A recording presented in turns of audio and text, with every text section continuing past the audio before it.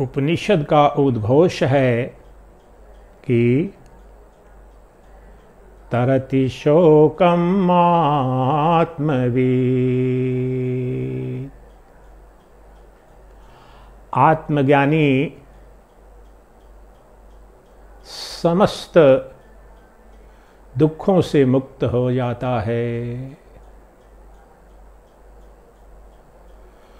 दुखों की आत्यंतिक निवृत्ति और परमानंद की प्राप्ति का एकमात्र उपाय जो समस्त वैदिक वाङ्मय में, सनातन धर्म में और विशेष रूप से वेदांत दर्शन में बताया गया है, वह है आत्मज्ञान, आत्मबोध।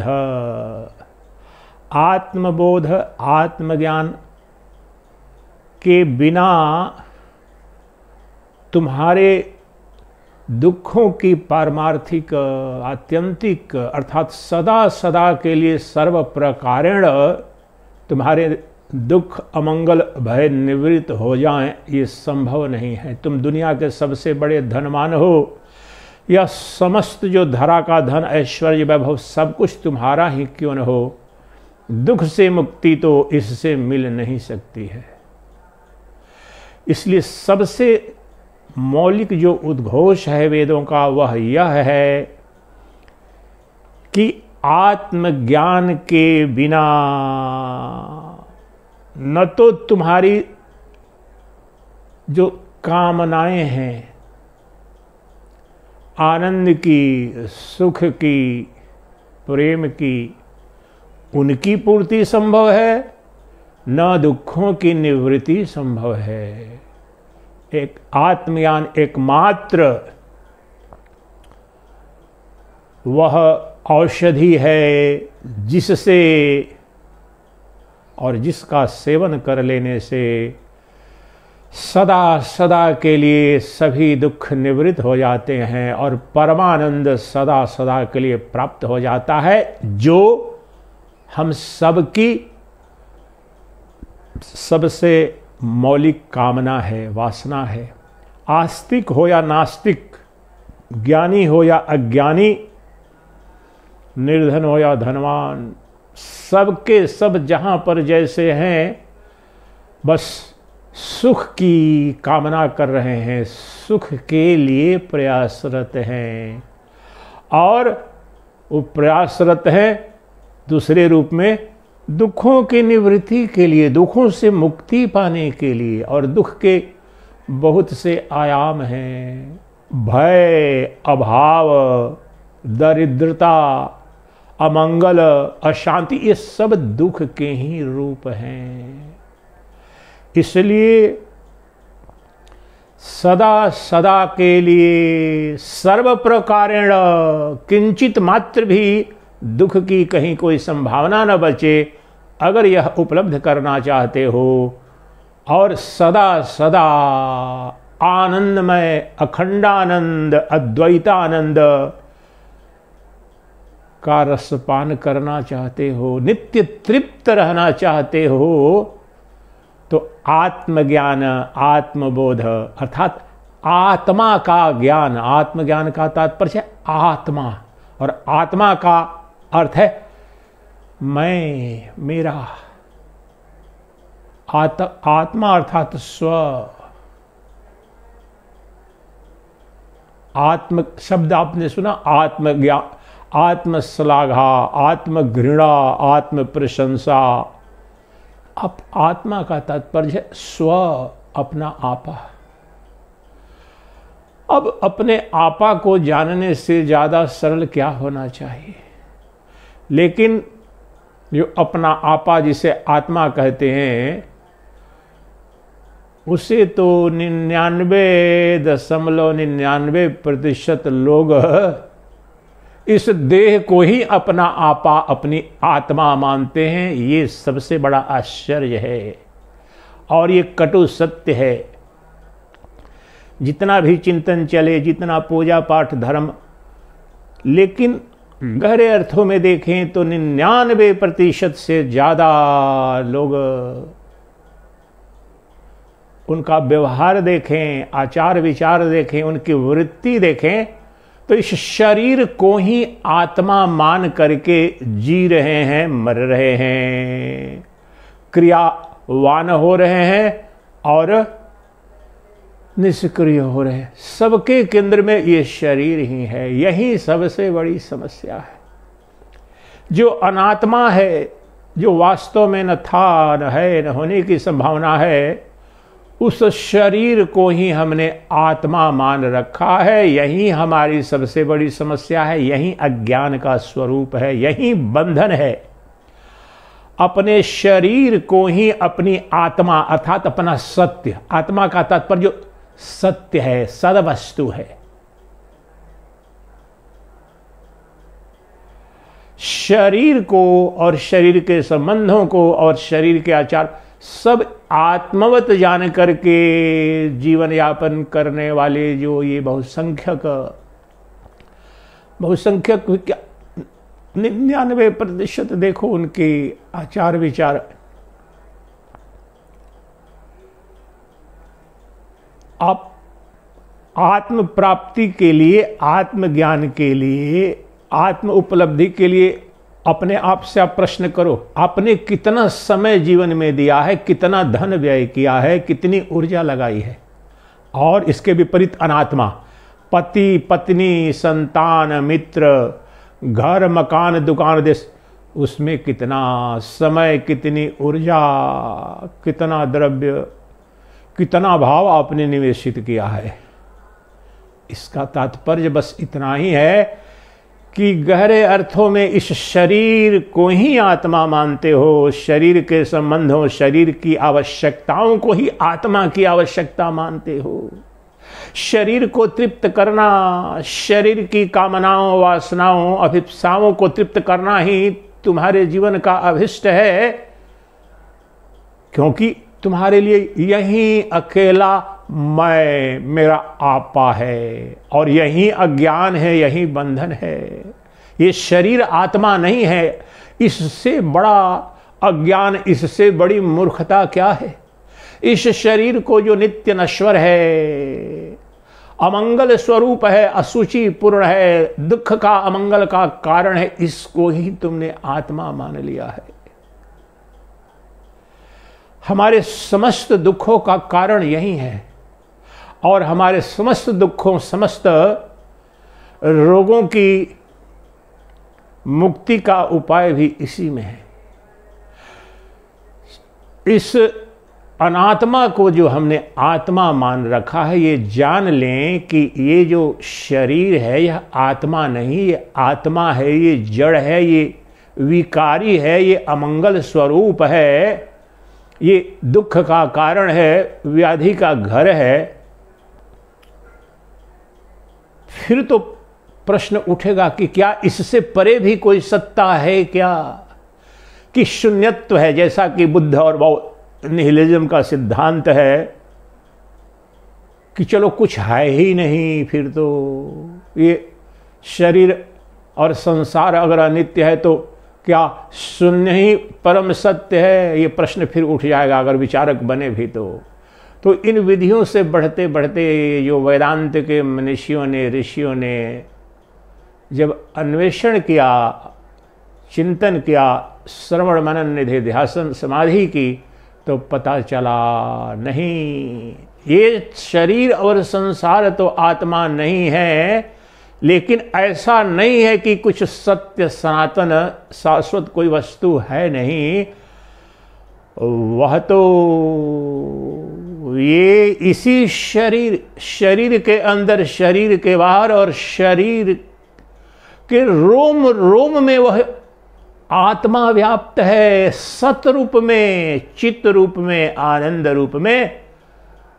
वास्तव में जो है नहीं वह दिख रहा है, और जो सदा था, है और रहेगा वह दिख नहीं रहा है। यही सबसे बड़ी समस्या है। शरीर तो इंद्रिय गम्य है, शरीर दिखता है तो इसको सत्य मान लिया है हमने, और आत्मा तो दिखती नहीं है, दृश्य के रूप में नहीं दिख सकती। इसलिए हमने क्या किया है, उसी विधि से जो दिखता है, हमारे पंचेंद्रियों का जो पंच विषय के रूप में जिसका बोध हो जाए उसको सत्य मान लेते हैं, और जो नहीं दिखता है उसे असत मान लेते हैं। यही समस्या है। लेकिन अद्वैत वेदांत की विधि से जब आत्मा और उस परम तत्व का अन्वेषण अनुसंधान प्रारंभ किया तो आपको पता चलेगा, श्रुत्या युक्त्या अनुभूत्या, केवल कहने मात्र से नहीं, मैं कह रहा हूँ या शास्त्र कह रहे हैं या शंकराचार्य कह रहे हैं या उपनिषद कह रहे हैं, इससे नहीं, आपको अनुभूति भी हो जाएगी। पहले तो श्रुति सम्मत परोक्ष ज्ञान आपको प्राप्त करना होगा, फिर उसको युक्ति सम्मत रीजन रैशनल लॉजिकल तरीके से जानना पड़ेगा। कोई मोम्बो जम्बो जड़ी बूटी जंतर मंतर नहीं है। वह यहीं अभी सदा सर्वदा प्रत्येक अनुभूति में कण कण में वह जो परम तत्व है इसका दर्शन संभव है और दिख रहा है। इसलिए आत्मचिंतन प्रारंभ होता है। उस आत्मज्ञान के लिए, आत्म प्राप्ति के लिए, वास्तव में आत्मा तो नित्य प्राप्त है, लेकिन उसके अज्ञान के कारण वह नित्य अप्राप्त सा लगता है। इसलिए हमने अनात्मा को ही आत्मा मान करके अपने जीवन को रचाया है, बसाया है, सृजन किया है हमने। जीव सृष्टि पंचदशी में बताते हैं विद्यानंद स्वामी, जीव सृष्टि, ईश सृष्टि। ईश सृष्टि जो दिख रही है, सूर्य चंद्र जगत, ये बंधन का कारण नहीं है। जीव सृष्टि हमने सृजित की अपनी कामनाओं वासनाओं, और समस्त कामनाएं वासनाएं तो इसी अज्ञान के कारण है कि मैं शरीर हूं, ये शरीर ही मेरी आत्मा है। यह अज्ञान, यह भ्रांति, यह भ्रम कि मेरा शरीर ही आत्मा है। और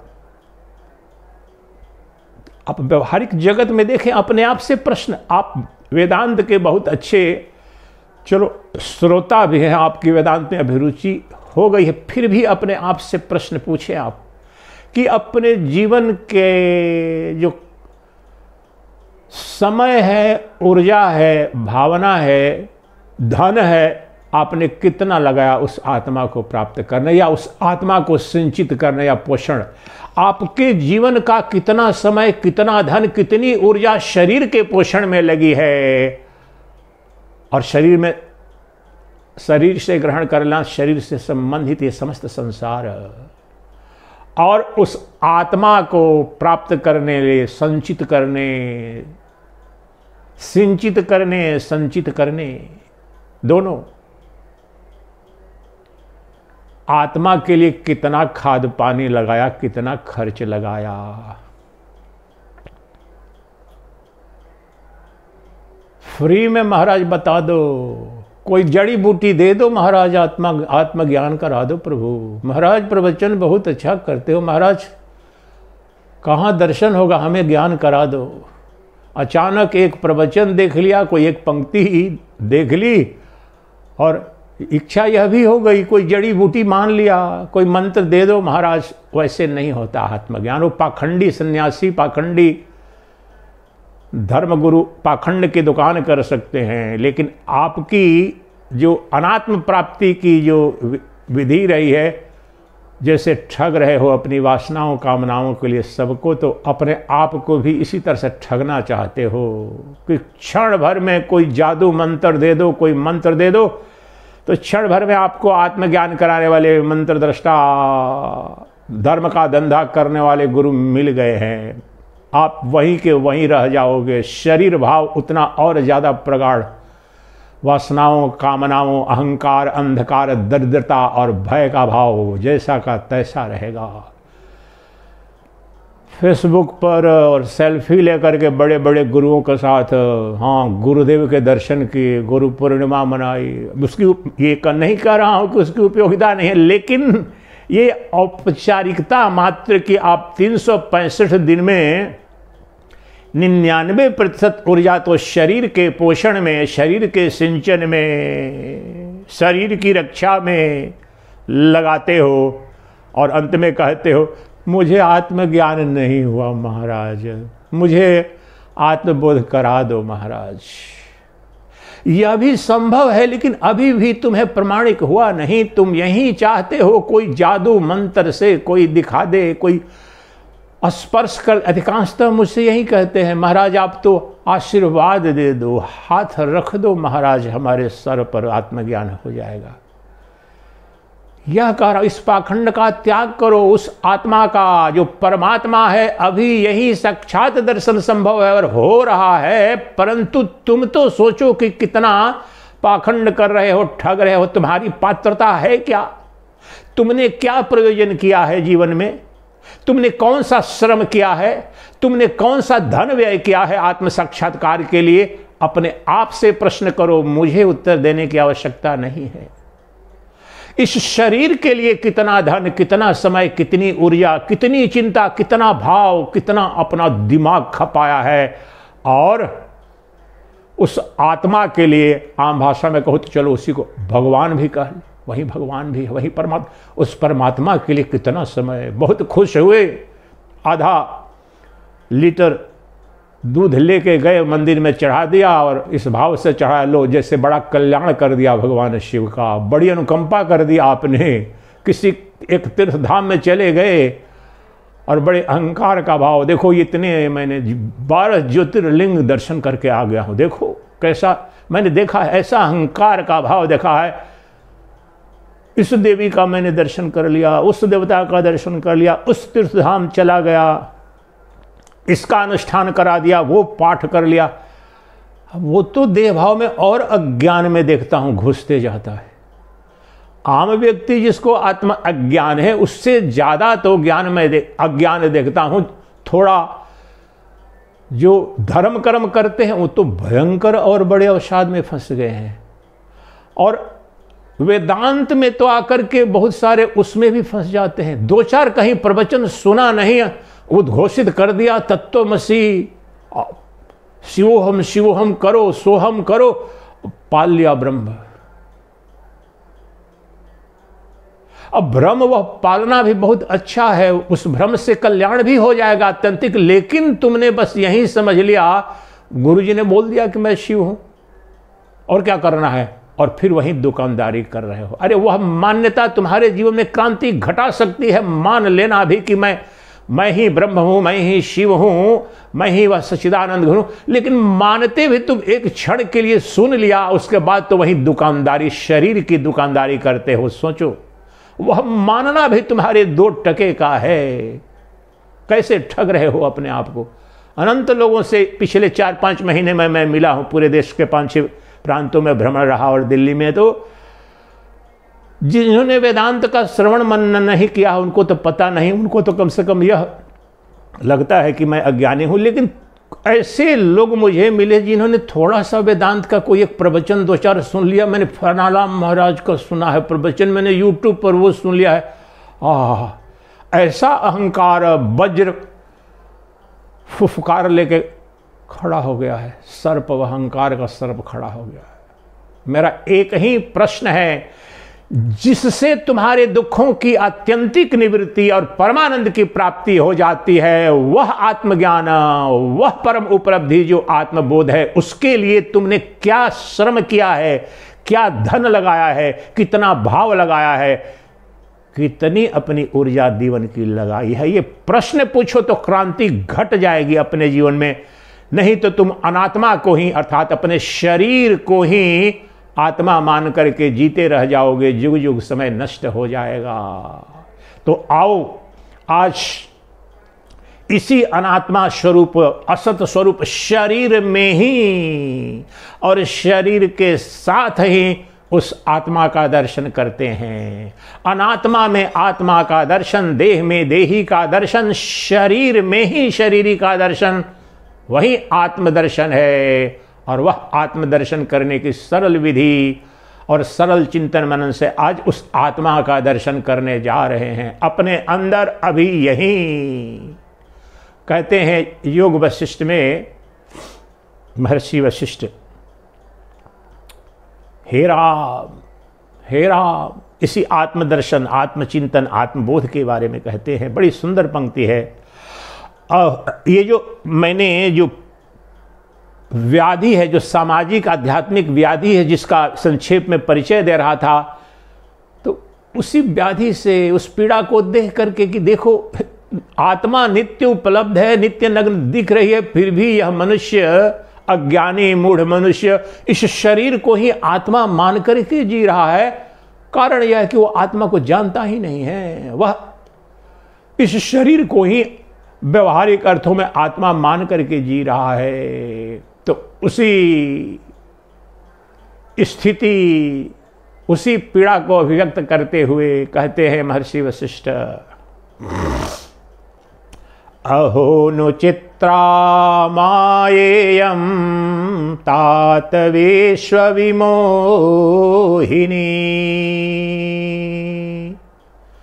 सर्वांग प्रोतमप्यात्मा ययात्मान पश्यति ययात्मान पश्यति।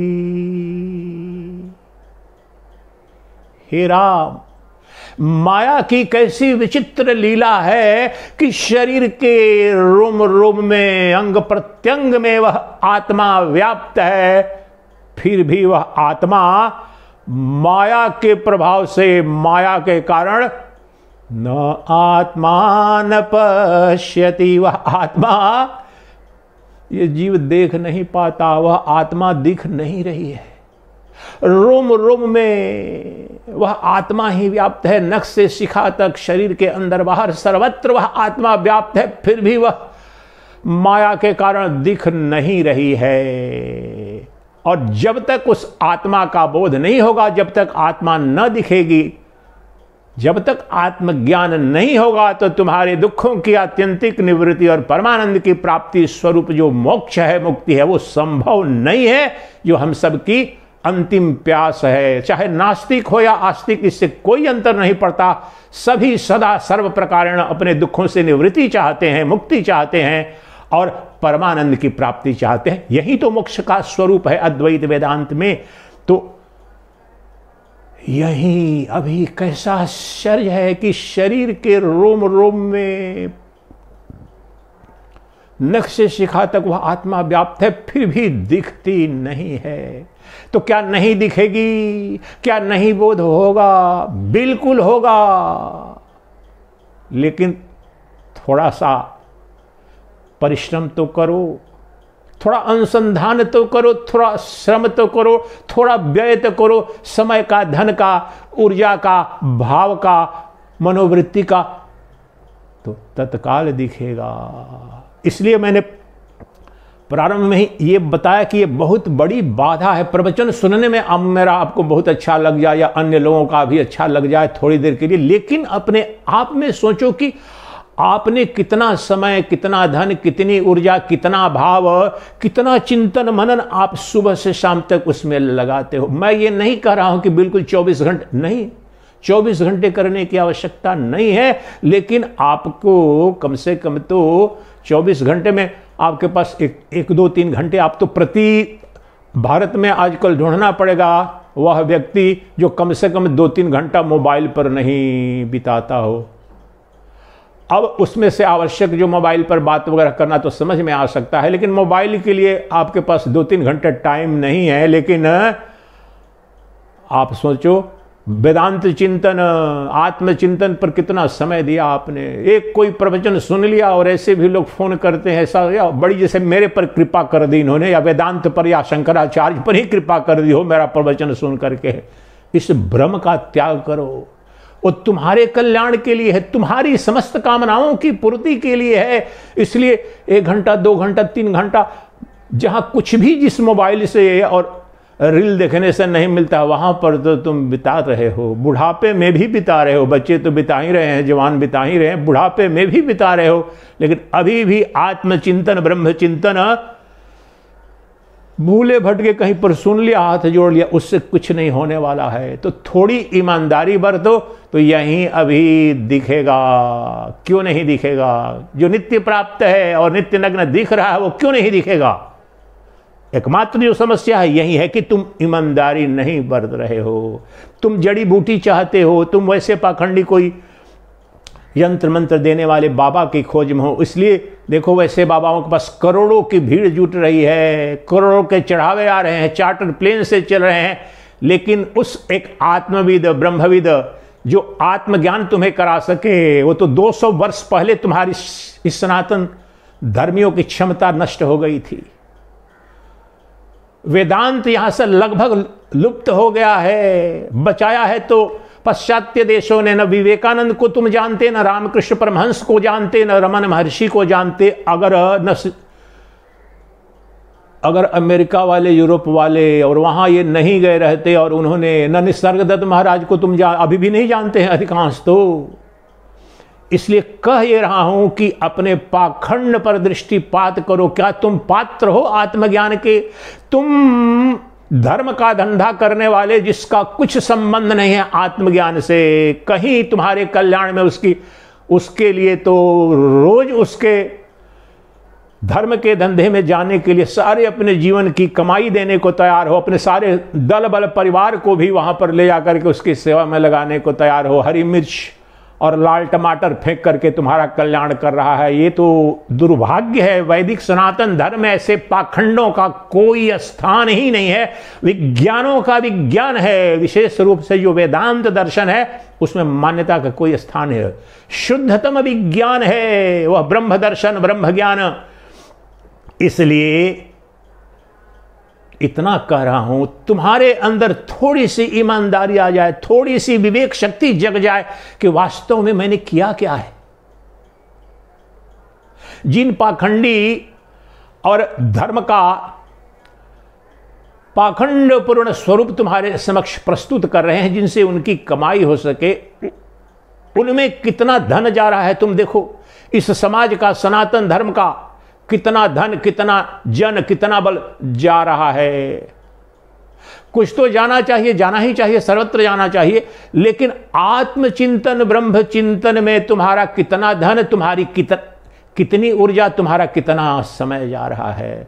आप जाकर के देख लें। इन प्रश्नों के साथ में किसी को अभिरुचि नहीं है, और अचानक कहीं एक प्रवचन सुन लिया तो आके अचानक कहते हो मुझे ब्रह्म ज्ञान करा दो। मुझे प्रतिदिन आते हैं, यूट्यूब पर लोग लिखते हैं, गुरुदेव कैसे आपसे, अब कहाँ मुलाकात होगी, कब मुलाकात होगी, मुझे मार्गदर्शन चाहिए, मुझे आत्म साक्षात्कार करा दो। जीवन भर कई युगों से सोए पड़े थे, एक प्रवचन सुन लिया और आएंगे भी नहीं, और न मुझे बुलाएंगे भी नहीं। कुछ जादू मंत्र फोन, ये भी कहते हैं लोग, महाराज जी फोन पर मुझे कुछ आत्म साक्षात्कार करा दिए। कई लोगों ने, ये जो अभी शिविर होने वाला है यहाँ अगले हफ्ते, कई लोगों ने फोन करके, महाराज जी फोन पर जरा हमें आत्म साक्षात्कार करा सकते हैं। इस पाखंड का कोई उपाय है क्या? नरक की खेती कर रहा है। हरे लगे ना फिटिकरी, एक पैसा खर्च नहीं किया, एक मिनट समय नहीं, कहीं जाना ना पड़े, जीवन भर इस शरीर की और परिवार की सेवा की, और सोच रहा है कि ब्रह्म ज्ञान, फोन पर कुछ जादू टोना कर दो प्रभु। इस पाखंड का त्याग करो, ब्रह्म ज्ञान तो तत्क्षण हो जाएगा। तो आइए अब जानते हैं, आज इस शरीर में ही वह जो शरीरी है, जो आत्मा है, उसको कैसे पहचाने। तो इसके लिए आत्मा को अनात्मा से अलग करना होगा।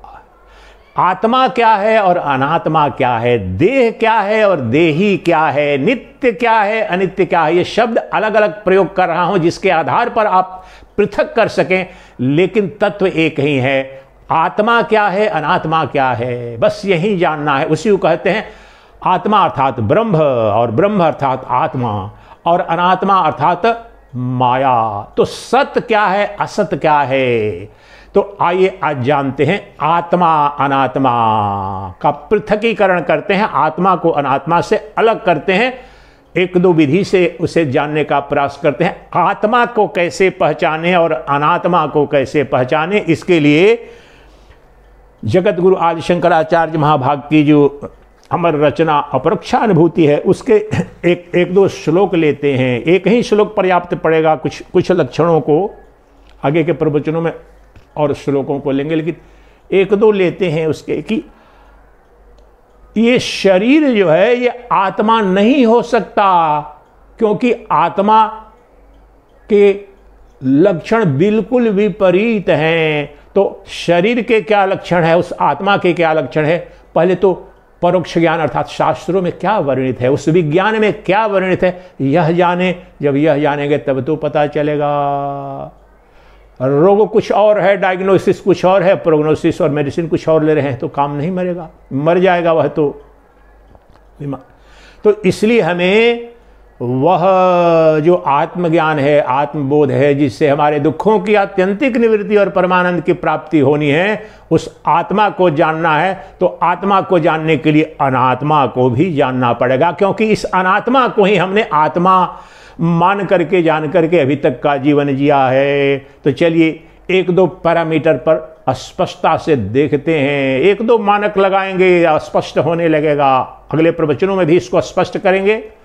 और जो शिविर होने जा रहा है ऋषिकेश हरिद्वार में अगले हफ्ते से, उसमें विस्तृत रूप से वहां पर अपरोक्ष दर्शन होगा उसका। तो एक श्लोक लेते हैं, श्लोक संख्या 17, जिसके आधार पर आत्मा को अनात्मा से अर्थात शरीर से शरीरी को अलग करेंगे। उसके क्या लक्षण हैं? तो कहते हैं, आत्मा विनिष्कलो ह्येको देहो बहुभिरावृतः तयोरैक्यं प्रपश्यन्ति किमज्ञानमतः परम, किमज्ञानमतः परम। जो अभी तक मैं 20-25 मिनट से जो बोल रहा था, वास्तव में इसी के लिए पृष्ठभूमि बना रहा था कि वास्तव में हम जो अपने व्यवहारिक जीवन में शरीर को ही आत्मा मान करके जी रहे हैं, इस श्लोक में करें कि इससे बड़ा अज्ञान क्या होगा, इससे बड़ी मूर्खता क्या होगी कि इस शरीर को ही जो अनित्य है, विकारी है, समस्त दोष से युक्त है, उस शरीर को ही आत्मा माने। तो इस श्लोक का पहले तो भावार्थ समझे। आत्मा विनिष्कलो ह्येको देहो बहुविरावृतः, शाब्दिक अर्थ समझिए। आत्मा विनिष्कलो, आत्मा, जिस आत्मा का ज्ञान, आत्मज्ञान, आत्मबोध आपको मुक्त कर देता है दुखों से, वह आत्मा कैसी है? आत्मा विनिष्कलो ह्येको देहो बहुविरावृतः। सरल हिंदी में बोलूंगा, आत्मा निष्कल है और एक है, जबकि ये शरीर बहुत से द्रव्यों का संघात है और अनेक है। सिर्फ इस किसी भी एक मानदंड को गहराई में समझ लें तो आत्मा से अनात्मा पृथक हो जाएगी, अनात्म तदात्म उच्छेदन हो जाएगा और आत्म तदात्म करके प्रतिष्ठित हो जाओगे, कल्याण हो जाएगा। यही तो मोक्ष है। तो ये देखो, जो दो शब्द केवल पकड़ लो, विनिष्कल और एक एक शब्द की व्याख्या करनी पड़ेगी। जो आत्मा है वह विनिष्कल है, एक है। निष्कल का क्या? अब मुझे ये बहुत सालों तक समझने में दिक्कत हुई थी। इसको हिंदी में यहां कहते हैं कलाहीन, लेकिन आपको सरल शब्द में समझाऊंगा। उसमें अंग्रेजी में उसका मतलब है, विनिष्कल का मतलब है that which is partless, without parts. जिसको पार्ट्स में विभाजित नहीं किया जा सकता है उसको विनिष्कल कहते हैं, और आत्मा का ये स्वरूप है। आम भाषा में आप शब्द सुनते हैं, ये मुझे बहुत दशकों पहले वो शब्द समझ में आया कि आप कल पुर्जा, कोई मशीन होती है, कोई इंस्ट्रूमेंट होती है, उसको कल पुर्जा, उस अर्थ में the parts of any functioning machine. उसी प्रकार से तो उसके कई पुर्जे होते हैं, पार्ट्स होते हैं। तो कह रहे हैं आचार्य कि जो आत्मा है वो विनिष्कल है, उसमें कोई पार्ट नहीं और वह एक है। वो कण कण से जुड़ करके नहीं बना है, कई द्रव्यों से संघात रूप में नहीं बना है। आत्मा विनिष्कल है, उसका विभाजन हो नहीं सकता है, क्योंकि निरवयव है। इसी को कहते हैं निरवयव। इस निष्कल को ही कहते हैं निरवयव, यानी दैट विच हैज पार्ट्स। अवयव मीन्स लिम्स। ये शरीर क्या है? अवयव युक्त है, और आत्मा निरअवयव है। ये शरीर कल युक्त है, काल युक्त है, या कल या काल दोनों प्रयुक्त होता है। काल युक्त है, कल युक्त है, यानी that which is made of parts. लेकिन जो आत्मा निष्कल है, दैट विच इज पार्टलेस। यद्यपि शरीर क्या है, वह बहुत से पंचभूतों, बहुत सी धातुओं का संघात है, और यह शरीर अनेक है। ये तो एलिमेंट्री साइंस है। ये शरीर देखो, पहले शरीर को समझने की कोशिश करते हैं, जिसको आत्मा हमने मान रखा है। और ये मान बिंदु याद रखना, आत्मा एक है, विनिष्कल है, और ये शरीर कला युक्त है या कल युक्त है, यानी कण कण से विभिन्न पदार्थों से बना है, विभिन्न पदार्थों का संघात है। और शरीर, मेरा शरीर, आपका शरीर, दुनिया में देखो पशु पक्षी सब, सूर्य का शरीर, पर्वत का शरीर, कितने शरीर हैं, मनुष्य का ही मेरा शरीर अलग, सच्चिदानंद का शरीर अलग, दुनिया में अरबों खरबों पशु पक्षी सब अलग अलग हैं, पहली बात। और अभी अपना ही शरीर ले लो, अब अपने शरीर पर ही आ जाओ, तो मेरा जो शरीर, चलो मेरा शरीर तो एक है मान लिया, चलो फिर भी इसमें भी सूक्ष्म शरीर है, कारण शरीर है, स्थूल में शरीर है। अब चलो स्थूल शरीर में भी देखो, ये पंचेंद्रियां, पंच कर्मेंद्रियां, पांच ज्ञानेंद्रियां, और इसको घंटों बोला जा सकता है। रक्त, मज्जा, रुधिर, हड्डी, मांस, चमड़ा, ये तो दिख रहा है, सब कुछ दिख रहा है। कितने अलग अलग हो गए, मांस अलग है रुधिर से, पंच कर्मेंद्रियां अलग है पंच ज्ञानेंद्रियों से, चर्म अलग है रक्त से, रक्त अलग है मांस से, हड्डियां अलग है रक्त, यानी कितने अरबों खरबों, आप जानते हैं कितना करोड़ों ट्रिलियंस जो इसमें कोशिकाएं हैं, करोड़ों कोशिकाओं से बना है ये शरीर। बेसिक जो बायोलॉजी जानते हैं। और यहां पर भी देख लो हाथ, अब हाथ जो काम करता है, पैरों काम कर सकता है क्या? पैर गमन का काम करता है, हाथ कर्म करता है। आंख देखने का काम करती है क्या? कान देखने का काम कर सकता है क्या? रूप का नहीं। नासिका गंध लेती है क्या? आंख भी गंध ले सकती है? नहीं ले सकती है। तो शरीर में इतने अवयव हैं, इतने अंग हैं, अरबों खरबों अवयव से ये शरीर बना है। बोला ही रक्त। अब आप देखते हैं जो ब्लड काउंट टेस्ट होता है, कंप्लीट ब्लड काउंट टेस्ट, कोई भी मेजर बीमारी होती है तो सीबीसी टेस्ट कराते हैं। अब उसमें लाल रक्त कोशिका, श्वेत रक्त कोशिका, ल्यूकोसाइट्स, मिल्क, अब उनमें ही देखो काउंट मिलियन पार्ट्स, उनमें बिलियन ट्रिलियन कितने छोटे छोटे अणु परमाणु से बना हुआ है। तो कहने का तात्पर्य एक एक कोशिका में कितने अणु परमाणु हैं, एक एक रक्त की बूंद में। और हड्डी है, पंच कर्मेंद्रियां, पंच ज्ञानेंद्रियां, शरीर, और सबके सबके व्यवहारिक अलग अलग कर्म हैं। तो इन सबके संघात को आप कहते हैं शरीर। केवल आंख को आप शरीर कह दोगे क्या? केवल हाथ को शरीर कहोगे? नहीं। केवल पैर को कहो? नहीं। इन सबके संघात को, चलो ये तो स्थूल शरीर है। अगर मन, आप कोमा में चले जाते हैं, क्या होता है? बोलते हैं अधिकांशतः कोमा में चले गए हैं, देखते हैं, कोशिश कर रहे हैं कि वापस आएंगे क्या? अधिकांश लोग नहीं वापस आ पाते।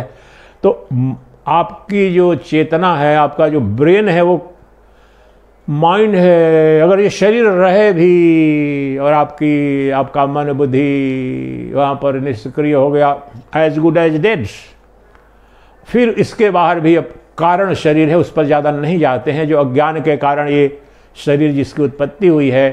तो कहने का तात्पर्य है, हमें क्या करना है? आत्मा को अनात्मा से अलग करना है। ये शरीर रूपी जो अनात्मा है, इसमें आत्मा को हमें पहचानना है। ये हमारा आज का लक्ष्य है। तो कैसे अलग करें, कैसे पृथक करें दोनों को? पहचानना मात्र है। भाई सोने को आप पीतल से अलग कर दो तो किसी को बोलने जाने की जरूरत है? रख लो सोना को, अरे दौड़ के रख लोगे, गोली चल जाएगी। दुनिया में इतने युद्ध हो रहे हैं, अणु परमाणु बम की धमकियां किस लिए होती है? धन को ग्रहण करने के लिए। दुनिया पर कब्जा करने के लिए। तो इतना मूर्ख कोई नहीं है, सब सोने के पीछे भागेंगे, पीतल के पीछे नहीं भागेंगे। पीतल के पीछे लोहे की तुलना में तो जरूर भागेंगे। इसलिए सब जानते हैं कि कौन लाभकारी है। इसलिए यह जान लो गहराई में कि आत्मा एकमात्र तुम्हारा परम कल्याणकारी परम धन है, और अनात्मा तो अमंगलकारी दुखकारी ही है, समस्त दुखों का कारण है, दुख का कारण है, बीमारी का, भय का, युग युग से तुम दुख भोग रहे हो। तो ये जान लोगे उसके स्वरूप को तो अपने आप वह प्राप्त तो है ही। तो आज एक ये जो दो शब्द हैं, जो दो मानदंड हैं, उन पर आत्मा को अनात्मा से अलग करें। ये शरीर बहुत से कणों का, अणुओं का, परमाणुओं का, बहुत से द्रव्यों का संघात है ये शरीर। और ये शरीर अनेक है, यद्यपि जो आत्मा है एक है, विनिष्कल है। इसमें दिस आत्मन इज पार्टलेस, क्योंकि ये चैतन्य स्वरूप है। The self, the Atman which is pure consciousness is ever partless. अब प्रत्येक उदाहरण की सीमा होती है, फिर भी आकाश के उदाहरण से या प्रकाश के उदाहरण से थोड़ा समझने में आपको मदद मिलेगी। इस कमरे के अंदर वो फ्रिज है, वो अलमीरा है, ये टेबल है, तीनों स्पष्ट रूप से अलग अलग दिख रहे हैं। लेकिन ये जो प्रकाश जो बल्ब का आ रहा है, यहां पर क्या उस बल्ब का प्रकाश है, वहां पर सूर्य प्रकाश है, वहां पर किसी नहीं, वो सर्वव्यापी एक रूप से एक ही प्रकाश, एक बल्ब का ही प्रकाश यह सबको व्याप्त करके सभी वस्तुओं का बोध करा रहा है। अब आत्मा पर ये, और लेकिन वस्तुएं जो जिनको प्रकाशित कर, वो कुर्सी, ये टेबल, ये बिस्तर, वो फ्रिज, ये दरवाजा, वो खिड़की, वो टॉयलेट, ये अलग अलग हैं, लेकिन प्रकाशक इन सबका एक है। उसी प्रकार से हमारा जो शरीर है, ये शरीर स्वरूप जो ये दृश्यमान जो जगत है, शरीर की क्रियाएं हैं, पंचेंद्रियां, पंच कर्मेंद्रियां, पंच ज्ञानेंद्रियां और शरीर, इन सबको, ये सबके सब शरीर हैं। ये अवयव युक्त हैं, हजारों लाखों अरबों खरबों छोटे छोटे कणों से बने हैं। ये बता चुका आपको, हड्डी, रक्त, मांस, हजारों द्रव्य हैं जिनके संघात को आप शरीर कह रहे हैं। लेकिन इन सभी हजारों लाखों करोड़ों अवयवों से बना यह जो शरीर है, उसको प्रकाशित करने वाला, उसको क्रियमान करने वाला, उसको जानने वाली जो आत्मा है वह एक है, विनिष्कल है।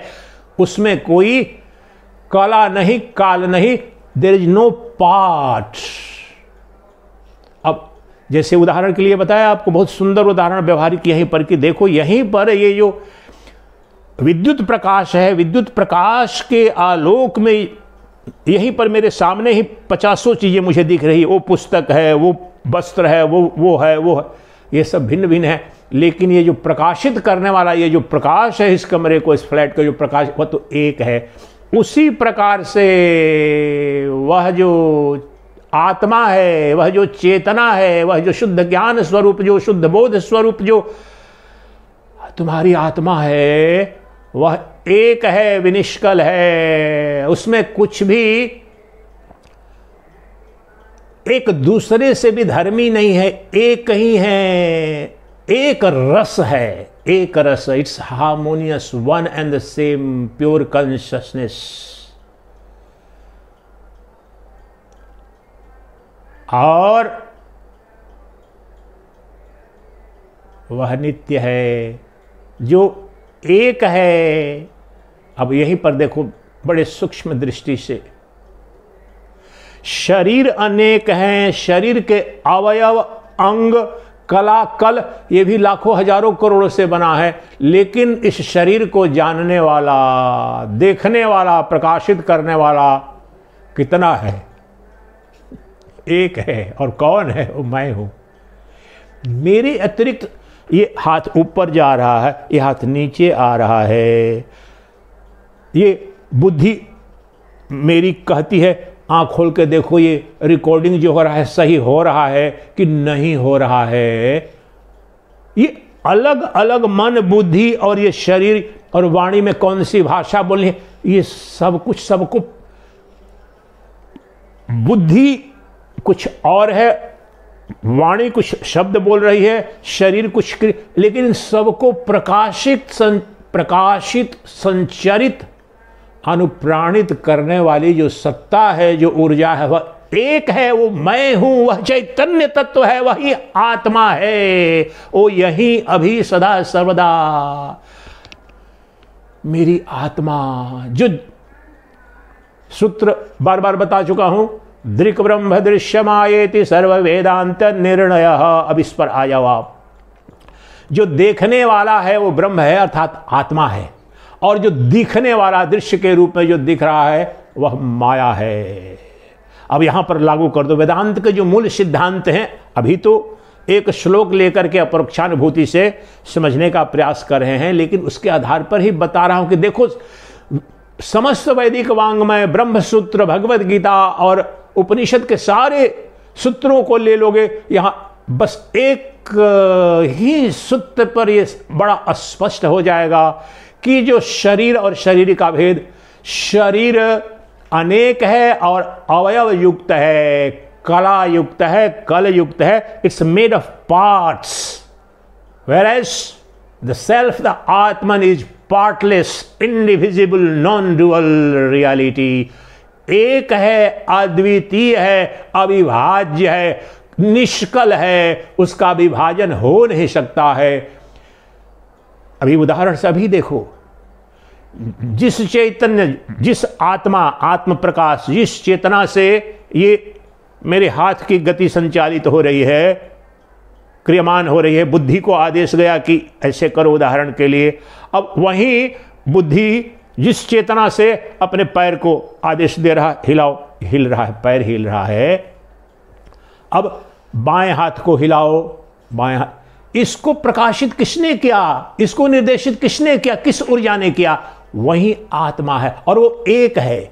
बोलने में जो शब्द निकलने हैं, भाषा कौन सी बोलनी है, क्यों बोलना है, क्या बोलना है, तो मेरे मन बुद्धि का जो प्रकाशक है, मेरे शरीर पंच कर्मेंद्रियों का भी जो प्रकाशक है, और अभी मुझे जो मेरी आंखों से दिख रहा है, मेरे कान से जो सुनाई पड़ रहा है, जो कुछ भी मुझे अनुभव में आ रहा है, उन सबका प्रकाशक, प्रत्येक अनुभूति का प्रकाशक जो एक अद्वितीय चैतन्य है, वही आत्मा है, और वह मैं हूं।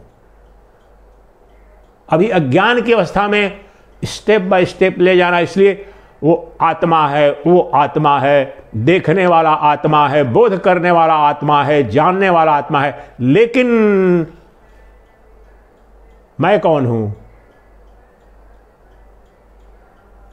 मेरे अतिरिक्त कोई जान रहा है क्या?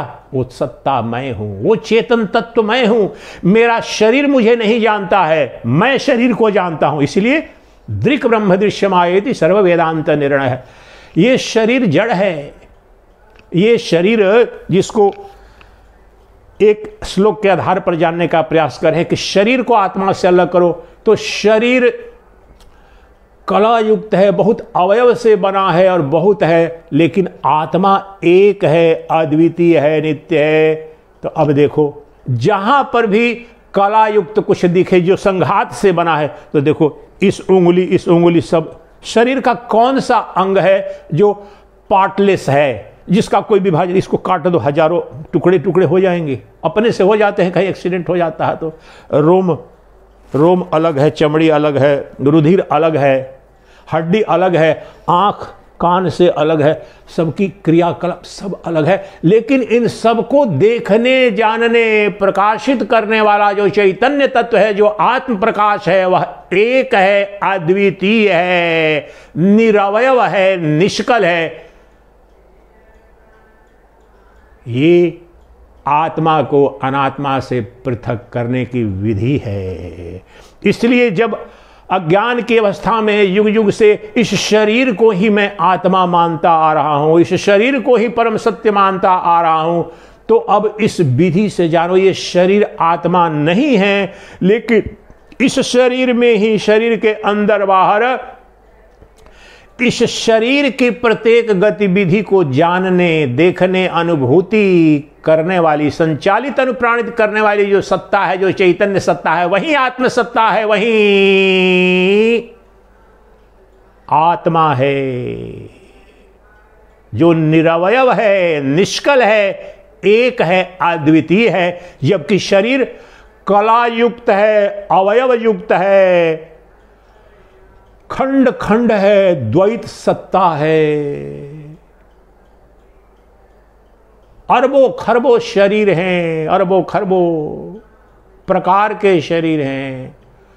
इस एक शरीर के अंदर ही अरबों खरबों अवयव हैं। लेकिन जो मैं हूं, मेरी जो चेतन सत्ता है, जो चैतन्य प्रकाश है, जो आत्म प्रकाश है, कितना है? मैं तो एक हूं।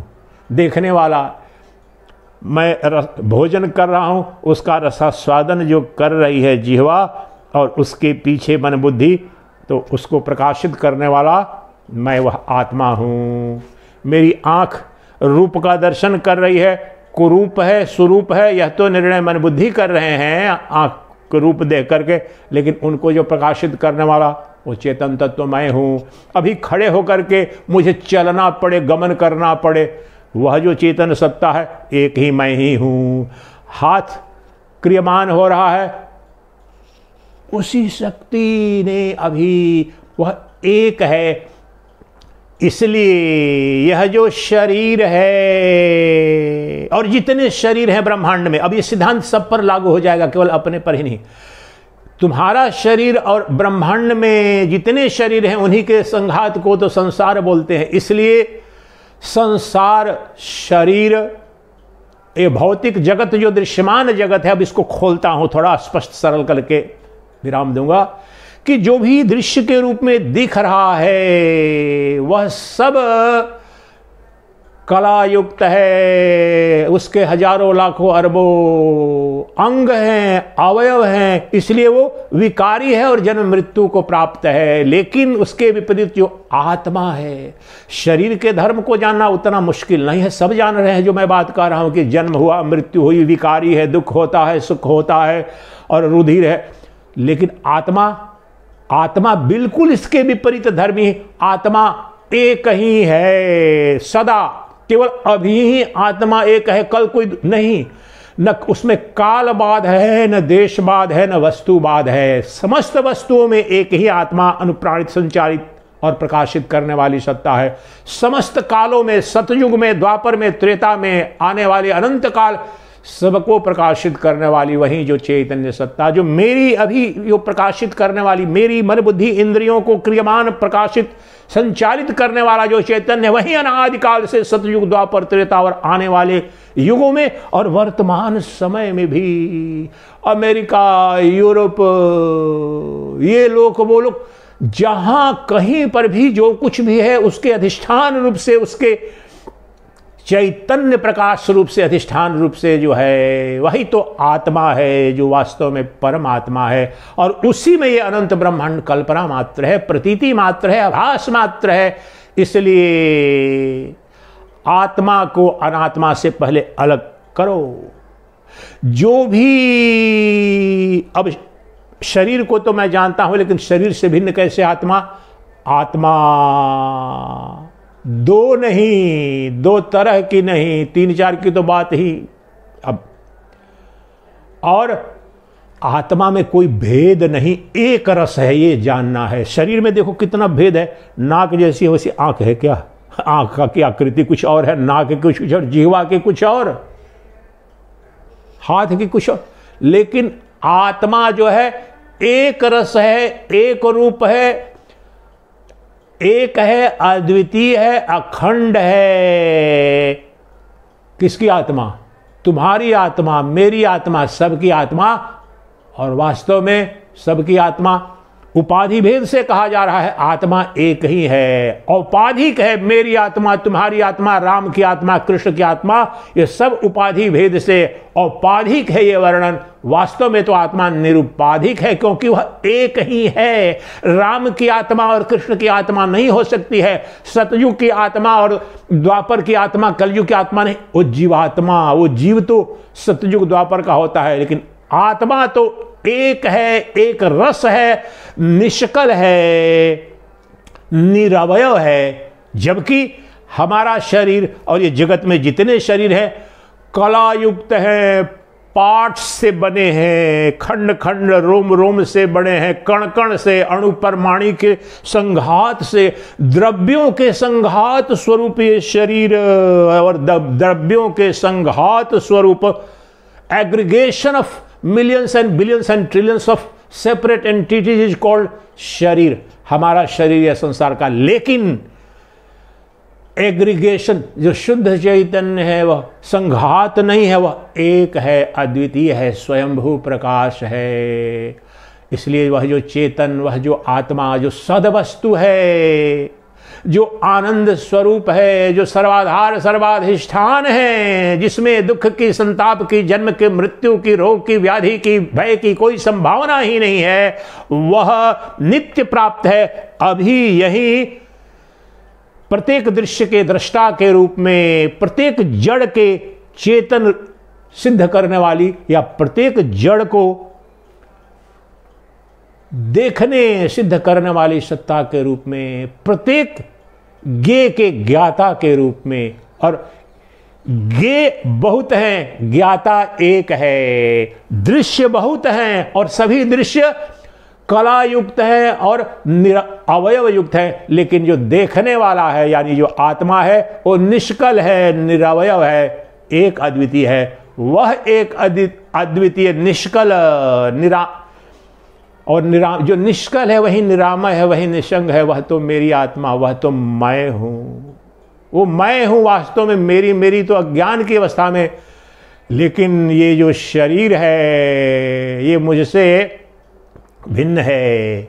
मैं बिल्कुल, मेरा माया से ब्रह्म का कभी संबंध हुआ नहीं। उसी तरह वास्तव में शरीर का संचालन तो उस आत्मा से ही हो रहा है, लेकिन वास्तव में शरीर से कभी भी स्पर्श हुआ नहीं आत्मा का। आगे के सूत्रों में बताएंगे कि आत्मा सदा ही दृष्टा स्वरूप है और अनात्मा अर्थात शरीर दृश्य स्वरूप है, बाह्य है।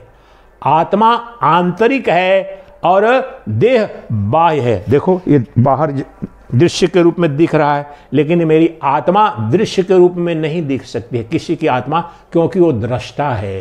तो शरीर बाह्य है और दृश्यमय है बाह्य होने के कारण, लेकिन जो आत्मा है आंतरिक है और निर्विकार है। जो बाह्य है वो विकारी है, उसमें परिवर्तन। शरीर में देखो विकार हो रहा है, कितने विकार होते, अभी स्वस्थ, अभी बीमार, अभी सुखी, अभी दुखी मन, लेकिन मेरा जो चैतन्य है, मेरी जो आत्मा है निर्विकार है, उसमें कोई परिवर्तन नहीं है। इसलिए आत्मा को अनात्मा से अभी इस रूप में जानो कि आत्मा एक है, अद्वितीय है, अखंड है, निष्कल है, लेकिन ये शरीर कला युक्त है, अवयव युक्त है और बहुत है। इसलिए यह असत है और मैं वह आत्मा हूं, और मैं अभी जो मेरी चेतन सत्ता है एकमात्र वही, उसमें कौन सा मेरा चैतन्य प्रकाश, मेरा चैतन्य ज्योति स्वरूप जो आत्मा है वह तो एक है, अद्वितीय है। इट्स पार्टलेस, इट्स इनडिविजिबल, वह तो शिव का स्वरूप है, वही तत्व मैं हूं। आत्मज्योति शिवोऽस्म्यहम्, वह आत्म ज्योति ही जो एक है, अद्वितीय है, वही तो शिव है, और वह आत्म ज्योति स्वरूप शिव मैं ही हूं।